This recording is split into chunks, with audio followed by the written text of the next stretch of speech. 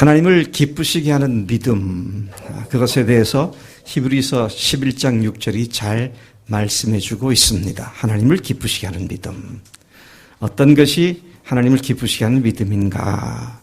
사실은 하나님을 기쁘시게 하는 믿음의 조건이, 하나님을 기쁘시게 하는 것의 기본 조건이 믿음입니다. 히브리서 11장 6절을 우리가 잘 아시죠? 믿음이 없이는 하나님을 기쁘시게 못하나니 하나님께 나아가는 자는 반드시 그가 계신 것과 또한 그가 자기를 찾는 자들에게 상 주시는 이심을 믿어야 할지니라. 우리 이 말씀에서 하나님을 기쁘시게 하는 믿음이 두 가지 믿음이라는 사실을 알게 됩니다. 두 가지를 믿는 믿음이 하나님을 기쁘시게 하는 믿음이다. 첫째는 하나님이 계시다는 사실을 믿는 것이죠. 하나님이 존재하고 계시다는 사실을 믿는 것입니다. 두 번째는 그 하나님이 나와 상관없이 물리적으로 먼 다른 하늘에 계신 것이 아니라 찾는 자들을 반드시 만나주시고 상 주시는 분이시다. 응답하시고 또 상을 주시는 분이시다. 인격적으로 관계를 맺고 인격적으로 사랑을 나눌 수 있는 그런 존재임을 믿는 것을 얘기하는 것입니다. 두 가지 조건이 뭐라고요? 하나님이 계시다는 사실과 하나님께서는 자신을 찾는 자들을 상 주시는 분이시다. 이 두 사실이 하나님을 기쁘시게 하는 것이다. 이것이 없으면 하나님을 기쁘시게 할 수 없다. 그렇게 믿음장인 히브리서 11장 6절에서 천명해 주셨습니다. 특별히 우리가 하나님은 우리가 믿든 믿지 않든 우리의 믿음에 관계없이 하나님은 존재하십니다. 우리가 믿는다고 안 계신 하나님이 갑자기 계시는 것 아니고요. 계시는 하나님 우리가 안 믿는다고 갑자기 하나님이 없어지는 것 아니고 우리의 믿음과는 아무 상관없이 객관적으로 하나님은 존재하고 계신다. 이 사실을 우리가 깊이 깨달아야 할 것입니다. 그런데 안타깝게도 그분의 피조물인 인간들이 하나님을 없다라고 말을 하고 하나님을 찾지도 않고 심지어 어떤 사람들은 하나님을 모독하는 말을 서슴지 않게 하면서 창조주, 주인 되시는 하나님을 모독하는 그 일을 통하여 하나님을 아프시고 슬프시게 해드리는 그런 일들이 이 땅에서 비일비재하게 발생하고 있는 것을 보게 됩니다.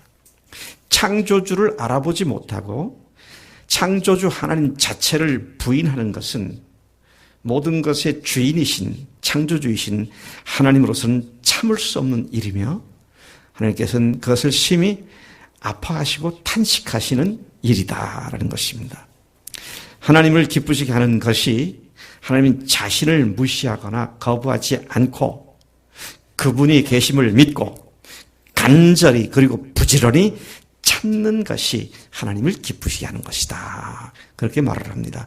하나님을 찾는 자라는 표현을 제가 다른 영어 성경으로 보니까 seek him, 그분을 찾는데 어떻게 diligently, 부지런히 찾는 것, 또는 earnestly, 간절하게 찾는 것. 그렇게 표현을 했더라고요. 우리 성경에 찾는 자 그랬는데 영어 성경에는 NASB나 King James Version 같은 것을 보면 earnestly, 간절한 마음으로 또 diligently, 지속적으로 근면하게 부지런히 찾는 자를 하나님께서 반드시 상 주시는 분이시다. rewarder, 상 주시는 분이시다. 그렇게 번역된 것을 보게 됩니다. 다윗은 시 14편에서 하나님과 관계된 사람들의 선포와 선언에 대해서 아픈 마음으로 노래를 부릅니다. 14장 1절과 2절에서 이렇게 말을 합니다. 어리석은 자는 그 마음에 이르기를 하나님이 없다 하는도다. 하나님이 안 계시다라고 말하는 자는 어리석은 자들이다.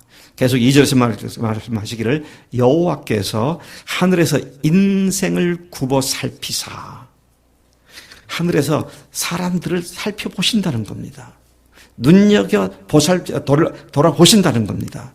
뭘 돌아보시냐? 지각이 있어 하나님을 찾는 자가 있는지 없는지를 보려고 하신다. 하나님은 당신을 믿고 찾는 자들을 눈을 부릅뜨고 찾고 계신다. 그런 말씀인 것입니다. 3절에 보니까 그런데 하나님께서 찾으셨지만 어떤 상태인가? 다 치우쳐 함께 더러운 자가 되고 선을 행하는 자는 없나니 하나도 없다. 그렇게 탄식하는 노래로 다윗이 하나님의 입장을 이야기하고 있는 것을 보게 됩니다. 하나님은 자신을 찾고 자신을 하나님으로 알아보는 자들을 기뻐하신다는 말씀인 것입니다. 하나님은 자신을 찾는 자들을 기뻐하실 뿐 아니라 그들에게 상을 주시는 분이심을 믿는 자들을 기뻐하신다.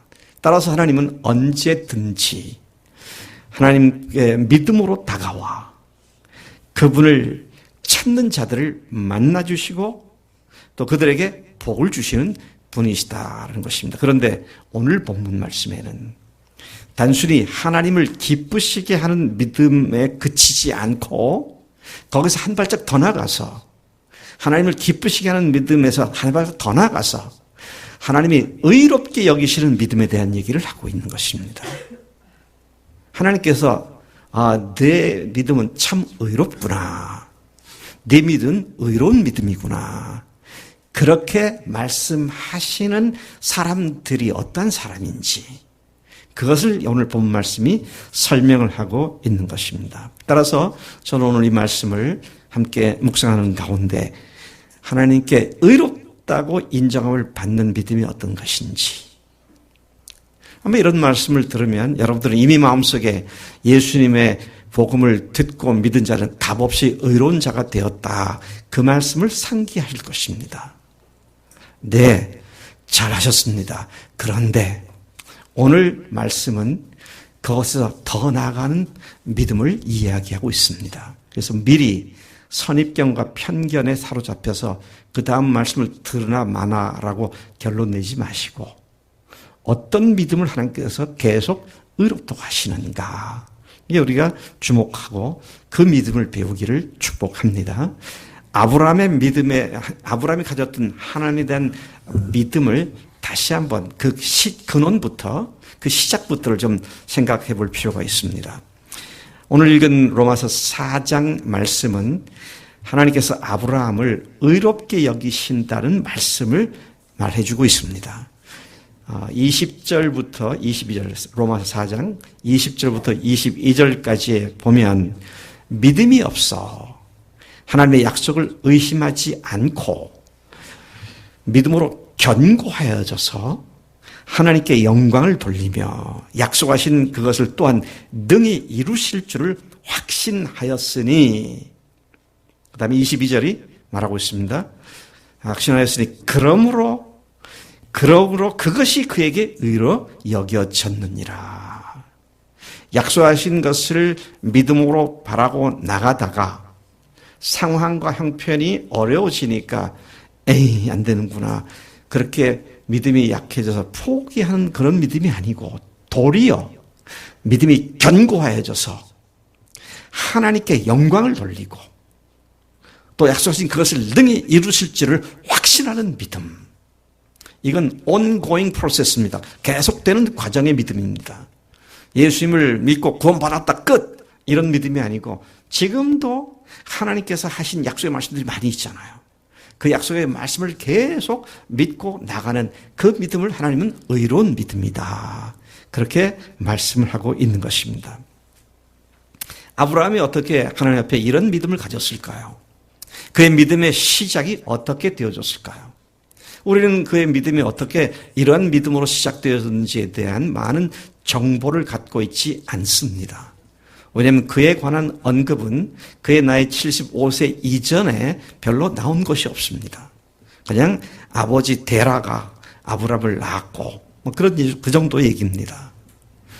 자, 아버지 이름이 데라인데요. 데라는 오늘날 말하면 이라크나 이집트 유프라테스 강 하구 쪽에 있었던 우르 갈대아 사람들이 살고 있던 우르라고 하는 지역에서 살고 있었는데 어쩐 일인지 그 아버지 데라가 아들 아브라함 부부와 또 먼저 일찍 죽은 또 다른 아들의 아들인 그러니까 아브라함으로 보면 조카 롯이죠. 그래서 데라, 아브라함 부부, 조카 롯 네 명이 성경에 언급된 인원이 네 명입니다. 네 명이 갈대아 우르 땅을 떠나서 가나안을 향하여 이주하기 시작을 했습니다. 그런데 가는 도중에 아버지 데라가 하란이라는 곳에서 걸음을 멈추고 거기에서 일시적으로 체류를 합니다. 근데 체류하다가 얼마 안 돼서 아버지가 세상을 떠납니다. 죽습니다.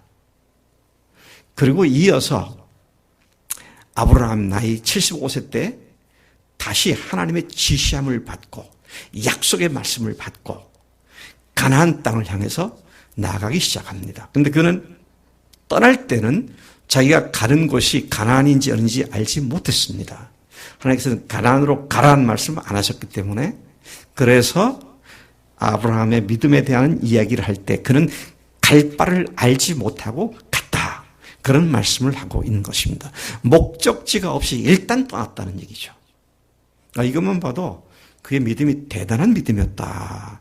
그런 사실을 알 수 있습니다. 자, 지금 제가 여기에서 잠깐 멈추고 아브라함의 아버지와 그 다음에 그 아버지의 아버지, 그러니까 아브라함의 아버지, 조부, 증조부까지 쭉 이어서 거슬러 올라가게 되면 그들이 아마도 하나님을 믿었던 신앙의 가문이 아니었을까. 그런 추측을 하게 합니다. 왜냐하면 아브라함이 이삭의 아내를 얻기 위하여 자기 종에게 이 땅에 있는 가나안 삶 중에 있는 여자들 중에서 내 아들의 아내감을 구하지 말고 또 친척 아비 집 쪽으로 가서 거기에서 아내감을 구해와라. 그런 걸 보면 가나안 지역에 있는 사람들이 음란하게 하나님을 믿지 않고 우상을 섬기고 이런 것들이 마음에 꽤 안 들었던 모양이에요. 그러니까 누구라고 특정하지도 않고 그냥 가서 그러니까 엘리에셀이 그 종이 가서 어떻게 합니까? 우물가에서 물을 달라 그러면 내가 타고 온 낙타나 이런 짐승까지 다 먹이는 그런 사람이 하나님께 주시는 우리 주인의 며느리감인 줄 알겠습니다. 이게 무슨 바닥에 침대가 탁 튀어서 이쪽으로 가면 죽듯이다. 거의 비슷한 그런 상태로 결정을 했던 것을 우리가 알고 있잖아요. 근데 아브라함이 자기 고향으로 가서 아내감을 데려오라고 한 걸 보면 그 집안이 그전부터 하나님을 어느 정도 믿고 있었구나. 그런데 오늘 우리가 아는 그런 분명한 개념이 아니고 조금 모호한 개념의 그런 하나님이었을 것이다. 그래서 아브라함의 하나님, 이삭의 하나님, 야곱의 하나님, 3대에 걸쳐 경험한 그 하나님을 여호와라고 부르고 그 하나님을 여호와로 부른 것도 그 훨씬 400년 뒤인 누굽니까? 모세 때에 가서 하나님의 이름이 알려지게 되죠. 어쨌든 간에 아브라함 시대에 아브라함의 가문이 아마 그 본가가 하나님을 믿고 있는 기본 믿음이 있었겠구나. 그렇게 추측을 하는 것이 지나친 일은 아닌 것 같습니다. 야, 참 놀랍습니다. 아브라함이 그의 나이 75 되었을 때에 하나님이 하신 약속의 말씀을 믿고 붙잡고 집을 떠났다. 길을 떠났다. 우리는 역사적으로 이미 이런 일이 있었다는 걸 알기 때문에 그렇나 보다. 그렇지만 당시 아브라함의 입장에서 그것이 과연 얼마나 어려운 일이었을 것인가 능히 짐작하고도 남음이 있습니다. 그런데 아브라함으로 하여금 그 목적지도 알지 못하고 떠나게 만든 하나님의 약속의 말씀이 무엇이었는가 우리가 잘 볼 필요가 있어요. 제가 이 말씀을 준비하다가 또다시 충격을 받았습니다. 이거였구나. 이걸 붙잡고 갔구나. 창세기 12장 1절부터 3절까지에 하나님께서 나타나셔서 아브라함에게 하신 말씀이 직접 기록되어 있죠. 창세기 12장 한번 찾아보십시다. 1절부터 3절까지입니다. 우리 찾으셨으면 한 목소리로 같이 읽어보시겠습니다. 시작. 너는 너희 고향과 친척과 아버지 집을 떠나 내가 내게 보여줄 땅으로 가라. 내가 너로 큰 민족을 이루고 내게 복을 주어 내 이름을 창대하게 하리니 너는 복이 될지라. 너를 축복하는 자에게는 내가 복을 내리고 너를 저주하는 자에게는 내가 저주하리니 땅의 모든 족속이 너로 말미암아 복을 얻을 것이라. 네 이름이 창대하게 된다. 네가 크게 될 것이다. 큰 일을 이룰 것이다. 이것도 굉장한 하나님의 약속이지만 그래도 이 약속도 지금 아들 하나 없는 75세 노인에게 주신 약속이니까 참 놀라운 말씀이긴 하지만 그러나 아브라함으로 하여금 주먹으로 불끈 쥐고 허리를 동여매고 출발을 하게 했던 결정적인 것이 뭡니까? 야, 여기 보니까 참 놀라운 이 말을 하기도 너무 벅찬 얘기입니다. 뭐라고 하겠습니까? 마지막에 보니까 땅의 모든 족속이 너로 말미암아 복을 얻을 것이니라. 땅의 모든 족속이 너로 말미암아 복을 얻을 것이다. 임정섭 형제에게 내가 물어볼게요. 만약에 오늘 밤에 하나님께서 임정섭 형제의 꿈에 나타나서 정섭아, 나는 네가 믿는 예수다. 내가 너를 사용하여 지구 구석구석까지 구멍을 기운 진정한 복음을 선포하는 일을 맡길 것이다. 너로 말미암아 온 세계가 복음으로 온전한 복음으로 돌아오게 될 것이다. 그리고 깼어요. 근데 너무 생생해. 너무 또렷한 음성이야. 어떻게 하겠어요?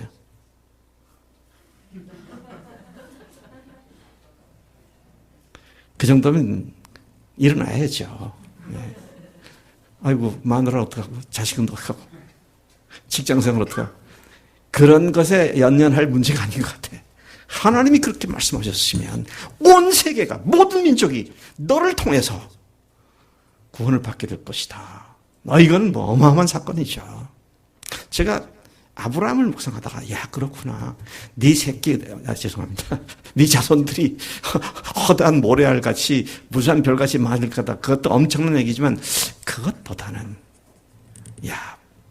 아브라함의 가슴을 터지게 만든 그것은 모든 민족이 너로 말미암아 복을 받게 될 거다.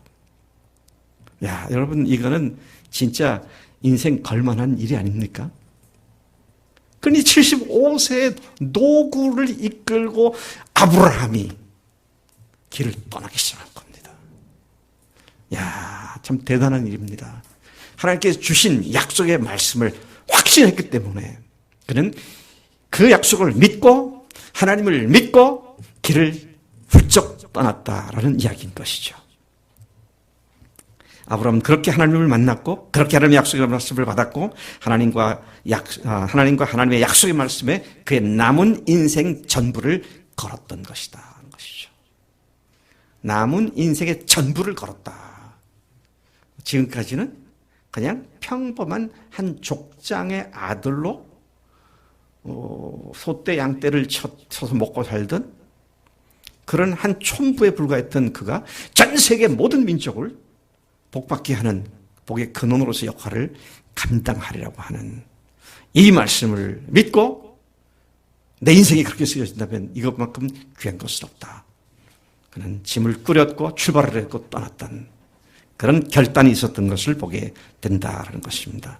이렇듯 하나님께 대한 아브라함의 믿음은 단순히 하나님이 존재하신다. 하나님이 복 주시는 분이시다. 하나님이 나를 잘되게 하실 것이다. 이런 믿음이 아니었습니다. 하나님이 주신 비전이 자기 비전이 아니라 하나님께 주신 비전이 자기의 사명이 되었고 자기의 삶의 목표가 되었던 그런 믿음으로 그가 출발을 했다라는 것이죠. 여러분 여러분들도 그렇게 출발하셨습니까? 아이고, 아멘이란 말이 나오니까 너무 감사해요. 저는 지금 가슴이 졸였습니다. 아멘 나오나 안 나오나. 아이고, 십자가와 부활로 우리가 완전히 하나님께서 영원히 모든 죄를 다 사해 주셨고 이제는 하나님의 사람들로 붙잡아 주셨기 때문에 세상 두려울 게 없고 멈출 것이 없고 당당하게 나아가는 그런 삶이 된 줄로 믿습니다. 그래서 우리 교회들 간증을 읽는 게 제 삶의 가장 큰 기쁨이라니까요. 오늘 저 은비 간증을 내가 좀 읽힐까 그러다가 진짜 너무 시간이 요번에는 심리시까지 하기 때문에 안 읽혔는데 지난주에 보니까 또 옛날에 다니던 교회에서 팀이 한 친구 하나를 또 접촉해가지고 같이 복음 전하겠다고 관계를 맺고 또 용기를 내서 엄마한테 침례를 받는다고 옛날에 세례 받았는데 뭐 또 침례 받나 뭐 그런 것들에 대한 좀 염려가 있었는지 말씀을 드렸더니 뜻하지 않게 어머니가 나도 가면 되겠냐? 나도 가보자. 근데 뭐 바늘 간데 실 간다고 또 아버지가 같이 오셔서 말이죠. 참 놀라운 일들이 계속 복음 때문에 우리 가운데 역사하는 것이 너무도 감사하고 너무 귀한 것이. 그런데 이거를 내 삶의 양념으로 해서 살아서는 안 된다는 겁니다. 여기 우리가 목숨을 걸어야 한다는 얘기예요. 네? 그렇다고 뭐 다 목사 되고 선교사 그 말 아닙니다. 은혜 자매가 얼마나 참 전도를 열심히 하는지 몰라. 가족들한테도 그냥 온갖 구박받으면서 다 하는데 그거 목사 돼서 하는 거예요? 우리는 다 사명자 아닙니까? 네. 아브라함의 하나님에 대한 믿음이 어떠했는가? 의롭게 여기심을 받았던 그 믿음의 실체가 어떤 것이었는가? 이걸 좀 더 생각해 보겠습니다. 75세의 나이에 믿고 길을 떠난 것은 처음부터 좀 이상한 일이었습니다. 75세 된 노구를 이끈 그 노인네가 무슨 영광을 보겠다고 이 길을 떠나겠어요. 더더구나 오늘날에는 좀 덜할지 모르지만 과거에는 어디를 가도 산적들과 흉악한 도적들과 텃새들과 이게 뭐 보통 문제 아니잖아요. 근데 그야말로 원시 사회 비슷한 그런 부분들이 많이 있었던 그때에 집을 떠난다. 참 무모한 짓일 수도 있는 그런 것이죠. 그런데 로마서 아까 읽었던 4장 18절이 뭐라고 말합니까? 아브라함이 바랄 수 없는 중에 바라고 믿었으니 그가 첫 출발은 상상할 수 없는 바랄 수 없는 그런 데서부터 첫 출발이 이루어졌다라는 것이죠. 그로 하여금 그렇게 헌신케 만든 것은 뭡니까? 아까 말씀하신 대로 많은 민족의 아니죠 모든 민족의 복이 되는 조상이 되게 하게 하기 위해서다. 그런 말씀을 믿었기 때문이었습니다. 아브라함은 처음부터 바랄 수 없는 상황에서 믿음을 가졌고 그는 하나님을 믿었고 그분의 말씀을 확실하게 믿은 사람이었다. 하나님은 믿는데 그분의 말씀은 못 믿겠다. 가능한 얘기예요? 나는 스키 자매를 참 너무 좋아하고 잘 믿어. 근데 그 스키 자매 말은 도대체 못 믿겠어. 이게 말이 되는 거예요? 이거 어불성설입니다. 말이 안 되는 거예요. 그 사람을 믿으면 그 사람의 말도 믿는 것이지. 그렇지 않습니까? 김종원 자매는 참 너무 귀한 자매고 너무 귀한데 한 가지 딱 흠이 있다면 믿을 수가 없어. 뭐 그러면 이게 뭐 욕하는 거지 이게. 네. 하나님을 믿는데 그분의 말씀을 못 믿겠다. 이게 무슨 제가 흥분하면서 이상한 소리 자꾸 하는데 귀신 신나라 까먹는 소리라 그러죠. 이게 무슨 말도 안 듣는 소리냐고 그러죠. 하나님이 어떤 분이라고 믿느냐? 그분이 창조주이시고 그분이 우리를 사랑하셔서 아들을 아끼지 않냐고 세상에 보내셔서 우리를 대신 십자가에 죽게 하시고 그를 다시 부활시키셔서 그분이 하나님으로서 우리를 죽으신 사실을 증명해 주셨고 그래서 그분 앞에 우리가 회개하고 주인으로 모시면 영원한 생명을 얻는 어마어마한 축복을 허락하신 그 주님을 믿는데 그분께서 하신 말씀을 못 믿겠다. No way. 이거 있을 수가 없는 일입니다. 그런데 우리에게는 그런 모습이 있어 보여요. 내가 선택적으로 만만해 보이는 말씀만 받으려고 그러고, 아이고, 거기까지는 아직 아니야. 그리고 어떤 말씀들은 딱 첫 번부터 딱 거부해버리고, 노노노, 우린 그렇게 할 선택의 권한이 없습니다. 목숨 걸고 믿는다는 말이 그런 말이에요. 그분이 하신 말씀이면 100% 이루어질 걸 믿고 행하는 것이죠. 오늘 아브라함의 믿음을 하나님께서 의로 여기셨다라고 할 때, 하나님이 계시다, 하나님이 전능하시다, 하나님은 살아계시다, 하나님 나를 도우시는 분이다, 이런 믿음을 넘어선 믿음인데, 어떤 믿음입니까? 그분이 어떤 분이시를 알고 그분이 하신 말씀을 반드시 이루신다고 하는. 그래서 그 일이 이루어지지 않을 것 같은 악한 나쁜 상황이 계속 반복되어졌지만 믿음에 약해지지 않고 도리어 믿음에 견고해져서 하나님께 영광을 돌리고 약속하신 것을 능히 이루실 줄을 확신한 그런 믿음을 의로운 믿음이라고 그렇게 말씀하시는 것이죠. 제가 이 문제를 예수님 믿으면 의롭게 된다는 말과 나중에 연결시켜서 다시 설명을 드리겠습니다. 그 말과 그 말이 배치가 되거나 그런 말이 아니라 그 말과 그 말이 하나인데 그 표현이 달리 되고 있을 뿐이라는 사실을 알게 될 겁니다. 하나님을 믿는 것과 그분의 말씀을 믿는 것은 같은 것입니다. 아브라함이 하나님을 믿었기에 그분의 말씀이 앞으로 계속 전개되고 있는 상황과 형편과 전혀 동떨어진 것처럼 보인다 할지라도 하나님을 믿으니까, 하나님의 말씀을 믿으니까 그 믿음을 포기하지 않는, 이것이 하나님께서 의롭다고 여기시는 믿음이다, 그런 말이죠. 여러분, 아브라함이 75세 나이에도 불구하고 믿었지만, 그리고 25년간 하나님의 약속이 이루어질 것 같은 어떤 징후도 보이지 않았지만, 그래서 그가 몇 가지 실수도 했죠. 애굽으로 내려가가지고 어떻게 합니까? 자기 아내를 누이라고 말을 하고, 좀 거시기한 표현이다면 제비족 같은 행동도 했잖아요. 그때 또 이쪽 도와가지고 아비멜렉 앞에서 또 그런 짓을 합니다. 2번씩이나 그랬어요. 그러고는 사라가 가만 보니까 자기가 이제 경수도 끊어졌고 생산력이 없어졌다 생각하니까 자기 몸종 하가를 또 남편한테 주잖아요. 그래서 낳은 게 이스마엘 아닙니까? 그 이스마엘이 오늘까지 중동에서 이스라엘과 각을 세워서 싸우고 있는 이런 비극의 씨앗이 되기도 했던 것을 우리가 알고 있습니다. 안 되니까 이번엔 자기 집에 있는 종을 약속의 씨가 아니냐고 또 말하기도 하고요. 그렇게 엎치락 뒤치락 그런 상황 속에 있었지만, 그러나 아브라함에게서 위대한 점 하나는 그런 상황에 실수했다 할지라도 다시 하나님 말씀으로 돌아갔다는 겁니다. 끝까지 하나님 말씀을 붙잡았다는 거예요. 아니다 그러니까 아닌 줄 알고, 그러면 주님 주실 줄 믿습니다고 계속 붙잡았다는 얘기입니다. 믿음은 ongoing process, 계속되는 것이지 한 번 믿고 끝나는 것이 아닙니다. 관계성이라는 게 그런 거잖아요. 내가 예를 들어서 박성희 자매하고 좋은 관계를 맺었어. 그럼 계속되는 거지. 한 번 좋아했다가 그 다음에 또 그걸로 끝! 그게 아니죠. 계속되는 겁니다. 자, 그런 측면에서 그가 25년간 하나님의 약속의 말씀을 붙잡는 데 있어서 아까 말씀드린 것처럼 상황은 오히려 더 악화되고 있을 뿐이었습니다.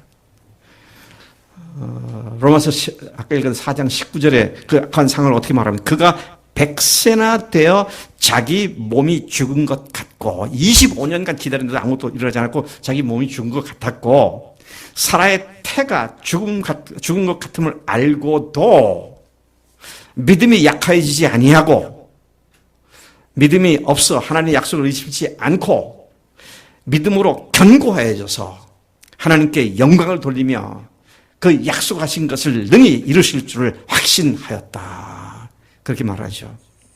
그래서 그것이 그에게 의로 여겨졌느니라. 22절이 그렇게 말하고 있습니다. 자, 거의 불가능해 보이는 상황에 대해서 신약 성경에서도 같은 표현을 하고 있는데, 히브리서 11장 11절에 보면 이렇게 표현되어 있습니다.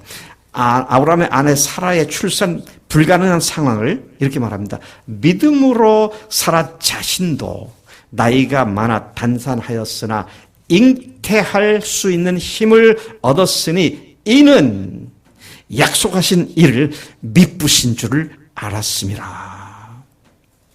참 귀한 믿음이고 하나님께서 의롭다고 하시는 그런 믿음인 것을 보게 됩니다. 다시 그 히브리서 11장 11절 읽었는데 12절에도 이렇게 되어 있어요. 이러므로 죽은 자와 같은 한 사람. 지금 목숨 붙어 있지만 사실 죽은 자가 똑같은 그런 사람 한 사람으로 말미암아 하늘의 허다한 별과 또 해변의 무수한 모래같이 많은 후손들을 생육하였느니라. 여러분, 하나님은 그냥 한마디 던져보시고 아니면 말고 그런 분이 아니에요. 하나님은 당신의 말씀에 책임을 지는 분이십니다.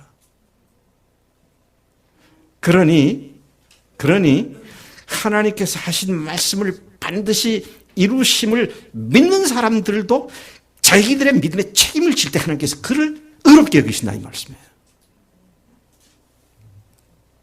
의로운 믿음이 뭐냐? 인격적인 믿음입니다. 누구를 인격적으로 대한다. 그 말은 그 사람과 한 약속이나 그 사람에 대할 때 비인격적으로 대하지 않고 한 약속이 있으면 반드시 지키는. 내가 우리 오늘 강선일 형제가 매주 좋은 간증을 해줘서 오늘 저녁에 대전에서 제일 좋은 어딘가 하여튼 제일 좋은 식당에 가서 내가 저녁을 대접할 테니까 6시에 거기서 만납시다. 약속을 해요. 아유, 목사님 그런 데까지 아니 괜찮다고 가자고. 그러고 갔어요. 부부 동반이다. 그래서 정경재 같이 갔습니다. 근데 6시 반이 지나도 내가 안 나와요. 그래서 전화를 하겠죠. 목사님 어떻게 되신 거예요? 6시에 만나자고 하시잖아요. 아니 그때 그건 해본 소리야. 이게 비인격적이죠. 말해놓고는 한 적이 없는 것처럼 까맣게 잊어버리거나 의미를 담지 않고 하는 그런 약속들, 그런 말들. 하나님께 우리가 그렇게 해서는 안 된다는 겁니다. 하나님 편에서는 그분이 하신 말씀은 어떻다고요? 한 토시 하나라 할지라도 온 천지가 없어져도 하나님이 하신 말씀은 절대 없어지지 않는다. 하나님이 하실 수 없는 게 몇 가지가 있어요. 첫째는 죽으실 수 없는 분이에요. 물론 예수님의 육신으로 오신 예수님이 죽으셨지만 하나님 자신은 죽어 없어지는 분이 아닙니다. 또 하나가 있어요. 뭐가 있습니까? 하나님 못하시는 거. 거짓말 못하세요. 거짓말 못하세요. 엄밀히 말하면 안 하시지만 안 하는 거 못하는 건 하여튼 거짓은 하나님과 아무 관계가 없는 겁니다. 그러니 그분께서 그냥 한두 번 있다고 내뱉은 말씀이 아니고요. 창세기부터 말라기까지 일관되게 약속하신 말씀. 그게 뭐예요? 예수님 보내셔서 십자가에 우리를 죽게 하시고 다시 부활시키셔서 모든 사람들이 믿을 수 있도록 하나님께서 증거를 주시겠다. 그게 구약 전체의 테마 아닙니까? 근데 왜 그걸 못 믿어요? 아니, 지금 여러분 다 믿으시지만 사람들이 그걸 못 믿더라고요. 하나님을 믿는다고 해서 그건 안 믿어. 그래서 제가 늘 그러잖아요. 예? 되어질 것이 아니라 이미 된 자들이다 우리는. 믿음으로 딱 선포하고 믿음으로 선포하고 그렇게 나갈 때 마귀란 놈이 질질 매죠. 마귀가 우리 상대가 됩니까? 예? 예수님께서 십자가에서 마귀의 인간을 향한 그 최대 무기인 사망 자체를 완전히 파괴시켜버렸는데, 그래서 여러분 하나님의 말씀을 믿는다는 것은 그분을 인격적으로 믿는 것이고, 반대로 그분에게 내가 드린 말씀에서는 내가 빈말이 아니라 책임을 지는 말씀으로 살아가는, 이것이 하나님을 인격적으로 믿는, 다른 말로 바꾸면 의롭다 칭함받을 수 있는, 의롭게 여겨줄 수 있는 믿음이다. 그런 말씀인 것이죠. 그런 믿음은 단순히 하나님을 기쁘시게 하는 믿음을 훌쩍 뛰어넘어 하나님께서 의롭게 여기시고 쓰실 수 있는, 사용하실 수 있는 믿음이 된다는 말씀인 것이죠. 로마서 4장 20절 22절에 보면 아까 읽었습니다. 반복됩니다. 믿음이 없어 하나님의 약속을 의심하지 않고 믿음으로 견고해져서 하나님께 영광을 돌리고 약속하신 그것을 또한 능히 이루실 줄을 확신하였으니 그러므로 그것이 그에게 의로 여겨졌느니라. 의로운 믿음이란 상황이 악화되고 더 이상 가능성이 없어 보이는 그런 처지에 상황에 치달아간다 할지라도 오히려 하나님을 더 확실히 믿는, 그 약속의 말씀을 더 견고하게 믿는 그런 믿음을 하나님이 의로운 믿음이다, 그렇게 말씀합니다.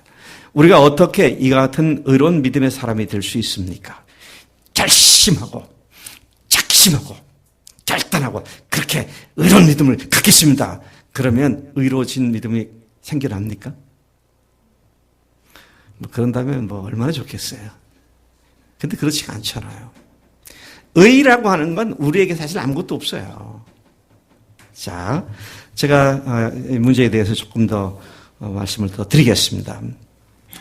아까 말씀드린 대로 하나님이 기뻐하시는 믿음은 하나님이 계신 것과 자기를 찾는 자들에게 상 주시는 분이라고 하셨습니다. 하나님이 기뻐하시는 믿음은 그런 믿음이다. 이러한 믿음은 인격 대 인격이 가지는 관계에 기초하는 믿음입니다. 네. 인격적이라는 말은 책임성을 가지는 관계라는 말입니다. 책임성이란 말의 영어 단어가 많은 것을 시사해 주고 있습니다. 책임성, accountability라고 말하죠. 말을 내뱉어서는 거기서 끝까지 책임지는, 그래서 accountability는 account와 ability 두 개가 합성된 단어죠. 카운트한다 그러죠. 이게 센단 말, 숫자를 센단 말. account 하면 회계, 이런 거 정리를 하고 결산을 하고 하는 그런 것들을 얘기하는 것이죠. 그리고 ability는 능력입니다. 자기가 한 말에 대해서 결산할 수 있는 능력, 책임질 수 있는 능력, 그게 영어 표현으로 accountability, 그렇게 말하는 겁니다. 그러니까 인격적 관계는 끝까지 책임질 수 있는 그런 말과 행동을 하는 것이 인격적 관계에서 나오는 것이다, 그런 얘기가 되는 것이죠.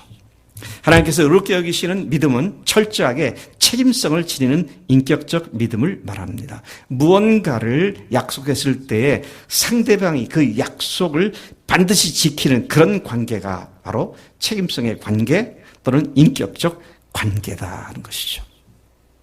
자, 그러면 여러분, 하나님께 우리가 드리는 찬송이나 하나님께 드리는 기도가 정말 accountability가 있는 기도이며 그런 찬송인가? 주 예수보다도 귀한 것은 없네.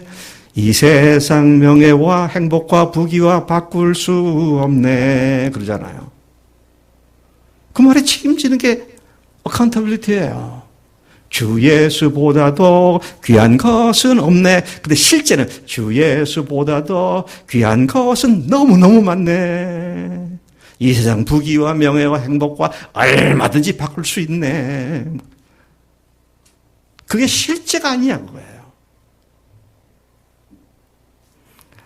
여러분, 하나님 앞에 우리가 고백하는 고백이 실제가 아니면 그건 헛소리입니다. 네. 그냥 짓거림이에요. 아무 의미가 없습니다. 근데 그분이 하나님이시고 그분이 주님이시니까 나도 내 인생을 그분께 걸어서 그분 앞에 내가 결심하게 하시는 그 결심을 따라 끝까지 책임 있는 삶을 사는 것, 이것이 하나님께서 의롭게 여기시는 믿음이다라는 것이죠. 예수님도 이 비인격적 믿음에 대한 경고를 여러 차례 하셨습니다. 네? 그분이 친히 그렇게 하셨어요. 다른 데도 아니고 산상수훈에서 그렇게 하셨습니다. 마태복음 7장에 보면 나더러 주여 주여 하는 자마다 다 천국에 들어갈 것이 아니요 다만 하늘에 계신 내 아버지의 뜻대로 행하는 자라야 들어가리라. 그날에 많은 사람이 나더러 이르되 주여, 뭐라고 합니까? 주여, 우리가 주의 이름으로 선지자 노릇하고 또 우리가 주의 이름으로 귀신을 쫓아내며 주의 이름으로 많은 권능을 행하지 아니하였나이까. 그런데 주님께서 뭐라고 하십니까? 그때 내가 그들에게 밝히 말하되 내가 너희를 도무지 알지 못하노니 불법을 행하는 자들아 다 내게서 떠나가라. 내가 너희를 도무지 알지 못하노니 그러는데요. 영어 성경 보면 재미있게 표현해요. I know nothing about you. 너에 대해서 아는 게 하나도 없다. 누구 같아요? 예수님 이름으로 선지자, 목회자 됐다는 얘기고요. 병 고치는 능력도 행했고 또 몸에 귀신도 내어쫓고 이랬는데 I don't know you. I know nothing about you. Get out of here. 여기 터져버려. 이런 말씀하는 거잖아요. 무슨 말입니까? 나의 주, 나의 임신을 고백했으면 그 뒤의 삶은 주님께 굴복하는 삶, 주님께서 약속하신 것을 철저히 믿고 의지하고 내 삶을 전적으로 그분에게 기대는 삶, 이것이 사실은 가장 안전한 삶이고요. 가장 성공적인 삶입니다. 근데 과거에 우리가 내가 주인 되 살았기 때문에 예수님을 주인이라고 고백하고 난 뒤에도 그분께 탁 맡기면 뭐가 잘못될 것 같아. 왜? 그렇게 늘 살아왔으니까. 네? 우리 청년들 지금 직장 때문에 고민들 많이 하고 있잖아요. 맡겨요, 맡겨. 그리고 최선을 다하세요. 그럼 그분이 열어주시죠. 너무 심플한 거 아닙니까? 걱정한다고 더 잘 되나요? 우리 주님께서도 그랬어요. 너희들 걱정한다고 키가 한 자나 더 클 수 있냐? 아니에요. 그분이 누구시라고요? 주님이십니다. He is in control of your life. 여러분의 삶을 지금 주관하고 계신 분이시잖아요. 우리 상희 형제 내일 모레 군대 간데 걱정하지 마. 하나님이 내 아버지고 하나님께서 지키시니까 말이지. 이게 어카운터블한 그런 믿음인 것이죠. 그래서 여러분 오늘 제가 얘기를 여러 가지 많이 했습니다만은 중요한 것은 뭡니까?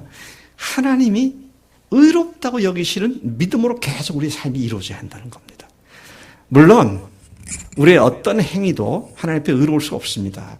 그러나 예수님께서 그것을 위해서 십자가에서 모든 잘못을 다 해결해 주셨고 부활로 이제는 그분의 능력으로 사는 자로 만들어 주셨기 때문에 이제는 그 사실을 새롭게 믿는 것이 아니라 이미 지금 믿고 있는 그 부활하신 주님을 나의 주, 나의 하나님을 모셨으니까 그대로 주님을 믿고 의지하고 나갈 때 세상 문제없이 늘이 그 약속을 성취하실 줄로 믿습니다. 내가 목표를 정해놓고 하나님 도와주세요. 안 도와주시면 하나님 재미없어요. 두고 봅시다. 이런 거 말고요. 주님이 뭘 하시는가 잘 살펴보고. 그래서 여러분 오늘 우리가 이 말씀을 생각할 때 예수님의 십자가와 부활은 모든 것의 해결이 되었습니다. 모든 것의 해결책이에요. 그것을 가진 우리들이기 때문에 그래서 우리를 그 순간 의롭게 여겨주셨는데 이제부터 의롭게 여김을 받은 사람답게 순종하며 사는 이게 우리들의 과제고 우리의 삶의 과정이다. 그래서 여러분 제가 다시 말씀드리지만 하나님께서 여러분들을 사용하시고 우리 교회를 사용하셔서 온 세상에 복음을 구멍이 난 복음을 잘 기워진 온전한 복음. 그래서 그 그물이 잘 기웠기 때문에 어떤 고기도 빠져나가지 않고 다 복음 앞에서 딱 잡혀서 주 앞에 드릴 수 있는 그러한 역할을 하나님께서 우리 교회를 통하여 여러분을 통해서 행하실 줄로 믿습니다. 우리 교회가 그것을 위해서 존재하고 있고요.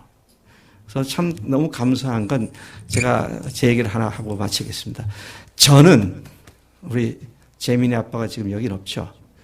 저는 강원도 감자바입니다. 네. 강릉에서 태어나서 자랐는데 그 뒤에 서울 쪽으로 가는 대관령이 딱 막혀 있어요. 한 20km 서쪽으로 가면 그냥 해발 850 몇 미터짜리가 딱 서 있어요. 제가 어렸을 때 꿈이 저 산을 언제 넘어서 서울을 가보나.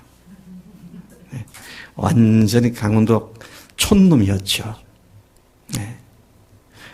그랬는데 대학생 때 선교단체 훈련을 받으면서 제 입에서부터 기도가 나오기 시작했는데 무슨 기도가 나왔냐면 주님 세계를 주십시오. 세계를 위해서 기도하기 시작했고 지금도 그 일을 지금 하게 하시고 계시잖아요. 광고 시간에 말씀드리지만 오늘 여러분 그 주보 컬럼 목사 컬럼에 썼습니다마는 안 믿어질 거예요. 여러분 이번 주 금요일 토요일 날 여기에서 인도네시아 신학교 교수들 10여 개 신학교 교수들이 참여하는 국제 세미나를 여기에서 인도하게 됩니다. 네? 네. 저하고 통역자가 여기 서가지고 여기 앉아가지고 카메라를 통해서 인터넷으로 세미나를 하는데 인도네시아 신학교 10개 신학교 교수들이 초청돼서 들어오게 돼 있어요. 여러분 세계 사역을 한다는 게 막연한 먼 날에 될 거나 말 거나 하는 그런 것이 아닙니다. 지금 바로 우리 앞에 와 있고요. 이번 주 우리가 그걸 합니다. 우리라고 말하지만 우리는 교회당이 이제 빌려진 것 뿐이고 제가 강의를 하고 통역을 하고 여러분 이건 제가 어렸을 때를 생각해 보면 강원도 촌놈이 상상도 할 수 없는 일이었습니다. 근데 주님이 그 일을 하세요. 근데 여러분들은 강원도 사람들은 아니잖아요. 그렇죠? 여기 서울 사람도 있고 우리 집 사람이 결혼하고 나는데 나보고 되게 뭐라 그러더라고. 강원도 촌놈이 서울 여자 만나가지고 출세했다고. 하나님께서 우리를 사용하실 때 능히 그 일을 이루실 줄로 믿습니다.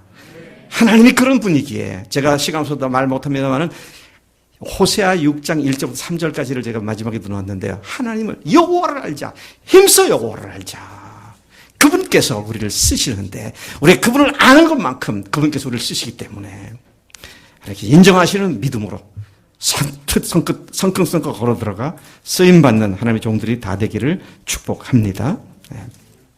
믿음은 인격체이신 하나님 자신을 믿는 것입니다. 하나님을 인격적으로 믿는다는 말은 그분께 대한 우리의 믿음이나 기도나 찬송이나 헌신이 책임성을 가지는 믿음이라는 말인 것이죠. 따라서 그분이 하신 말씀을 한 말씀 한마디도 헛되지 않으며 그분께 드리는 우리의 사랑과 헌신도 변함없는 것이어야 참된 믿음, 의로운 믿음이 되는 줄로 믿습니다.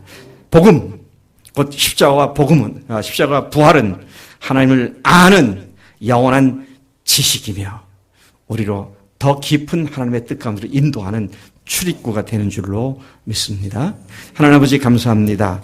오늘 하나님께서 아브라함을 통하여 하나님이 의롭다 여기시는 믿음이 무엇인지를 다시 일깨워 주시니 감사합니다. 십자가의 죽으심과 부활하심으로 말미암은 이 복음이 우리에게 이미 온전한 믿음의 완성과 마침표가 되었사오니 이제부터 그 완성된 믿음 안에 살아가는 모든 과정이 하나님께서 의롭다 여기시는 그런 믿음이 되도록 하나님 매일 매 순간을 인도하실 줄로 믿습니다. 그렇게 쓰임 받기를 소망합니다. 감사하고 예수님의 이름으로 기도를 쌉나이다. 아멘. 아멘.